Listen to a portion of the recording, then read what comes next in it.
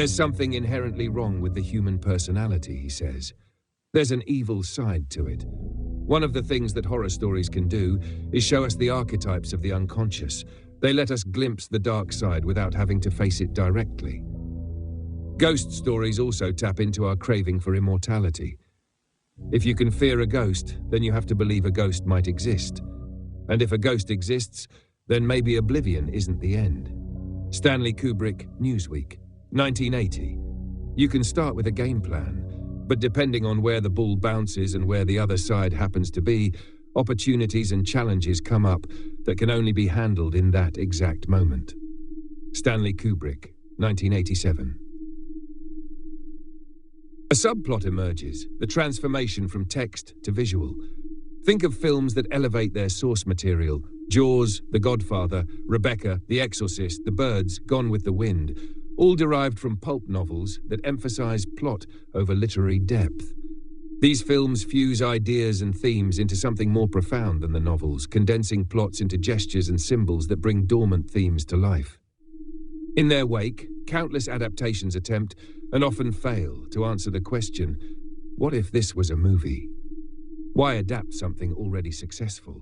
It's not just laziness or financial security, as adaptations aren't always more profitable than originals.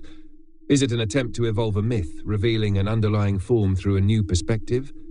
In some cases, like The Shining, it even evolves the genre itself. This re-embodiment might unlock hidden elements within popular stories, especially those repeated so often. What dormant visual codes lie within these stories? Are directors of masterpiece adaptations like Kubrick truly transformers? In The Shining, Kubrick's adaptation might even serve as an evolutionary tool, guiding us past typical genre expectations. He subtly comments on our tangled, evolving language, where generations redefine ideas within a maze of words. This film emerges not just from typed text, but as a prototype for communicating beyond basic language, perhaps even across borders. Misunderstood until recently, The Shining is revolutionary. It's a linear art form that could hold a key to understanding humanity's deepest failures in war, ethnic conflict, and oppression. Practically, Kubrick employs symmetry in every film, using it as both a key and doorway to deeper layers of meaning. He hides unconscious symbols within the setting, forming patterns that audiences piece together unconsciously. Encoded into each film, elements like symbols, light, and eye lines evolve into a shared visual language, forming a new kind of storytelling. In The Shining, Kubrick's skill reaches its height, producing subtle shifts in meaning, direction, and symmetry. It effectively reduces the film to a finite space with infinite views, compelling viewers to assemble meaning unconsciously, a process that neurophenomenologists might call portaling. This is portaling stretched into components, resembling how video games operate. But rather than Easter eggs, each visual gesture and warning is sequentially meaningful, creating a finite story from an infinite continuum. What is this hotel? A paradox mirror. Expected to be paradise, it's a hellish space of blood-spewing portals and distorted spatial logic.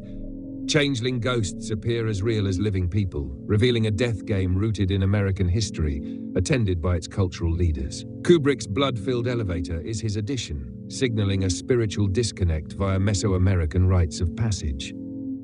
The hotel, an outpost bridging a native cosmology and a Western dream of eternity, stands as a vortex for those seduced by the promise of immortality, a face representing America's conquest, yet hinting at its impossibility. This reliquary for conquerors becomes a trap for those seeking photographic immortality, their souls absorbed into the horror of endless existence. Beyond the visual cues, do Kubrick's layered intricacies unsettle you? The film's illogical sound design, like the eerie silence inside the car or the deafening tricycle, the rising opening titles, the unconventional shock cuts, all defy horror conventions. Every meticulously chosen detail, from colors to performances, shapes the unsettling atmosphere. Costume designer Milena Canonero notes that Kubrick selected every fabric himself, while Steadicam operator Garrett Brown recalls Kubrick overseeing every frame detail. This obsession with detail creates continuity that becomes its own language, deforming our expectations subliminally. Even animation takes on new meaning.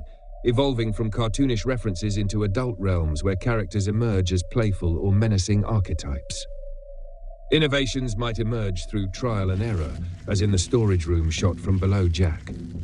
But the shot's mirroring with the red rum door suggests it's more than a casual decision.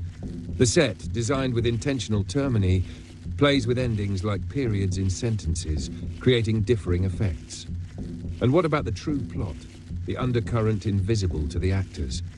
Each character's behavior subtly hints at an uneasy awareness of their surroundings, even if they don't fully grasp it.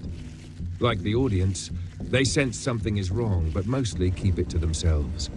Placed within a constructed hotel set, they physically interact with the space, embodying the discord Kubrick meticulously engineered. Does Kubrick explore unconscious self-deception? The Shining closes the 1970s with a stark critique of the West's presence in North America. It boldly presents an American experience haunted by a nightmare. The collapse of a family of three, torn apart by inferiority and emasculation in the face of the mundane yet powerful American relic, the hotel.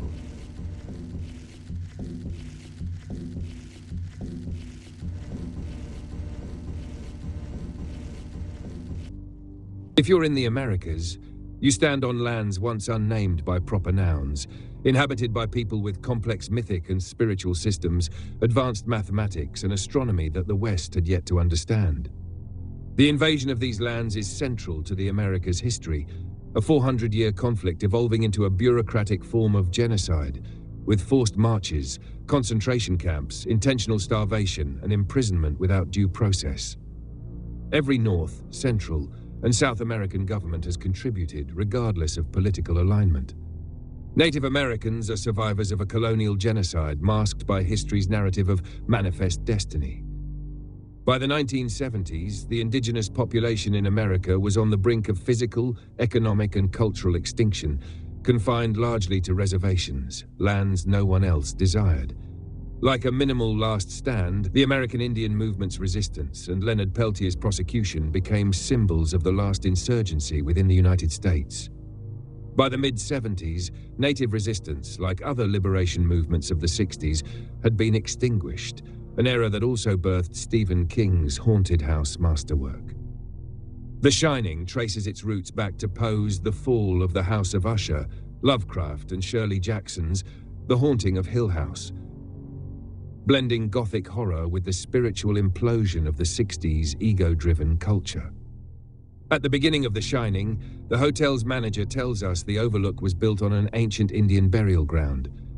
We are flown to this sacred space, a place of communion between humans and the spirit world, as a prelude to this revelation. This sacred land has been corrupted by the hotel's presence, placed there by Christian settlers, symbolic magic stealers. Like the practice of collecting the brains of Native American chiefs, constructing a grand hotel, a capitalist monument. On this site is the ultimate desecration. The Overlook becomes a fictional culmination of the real Red Earth policies, the federal system of Native American relocation and containment that continues to this day, capping a historical system of dynamic control over Navajo and Apache cosmology. This vast mirrored hallucination serves as a contained battleground, a psychic doorway of conflict. Every room within it reflects facets of a narrative that ultimately defines America's westward expansion, capturing the darkest chapters of that history.